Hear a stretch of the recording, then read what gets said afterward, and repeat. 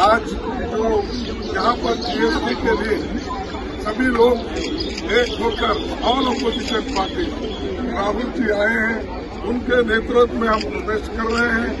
और खास करके जो दाल की कीमतें, आटा की कीमतें, दही की कीमतें, पनीर की कीमतें और चेकबुक जिसको पहले 0% था अब उसको 18% हुआ, जो पहले 5% जीएसटी था अब 18% हो गया, कहीं तो 12% था उसको 18% हुआ। ऐसा उन्होंने गरीबों के ऊपर एक बहुत बड़ा जुल्म अत्याचार उन्होंने किया है।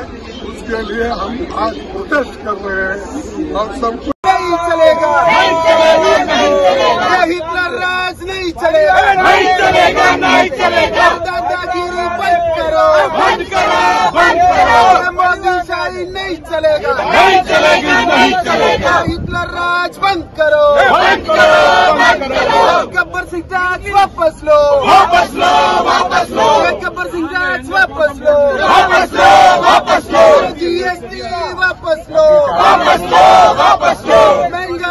హాయ్ ఫ్రెండ్స్, మా టుడే టుమారో యూట్యూబ్ ఛానల్ చూస్తున్నందుకు చాలా థ్యాంక్స్. మరిన్ని లేటెస్ట్ వీడియోస్ కోసం వెంటనే సబ్స్క్రైబ్ చేయండి. అలాగే ఈ బెల్ ని కూడా రింగ్ చేసేయండి. మా నోటిఫికేషన్స్ అన్ని మీ మొబైల్లో వస్తాయి.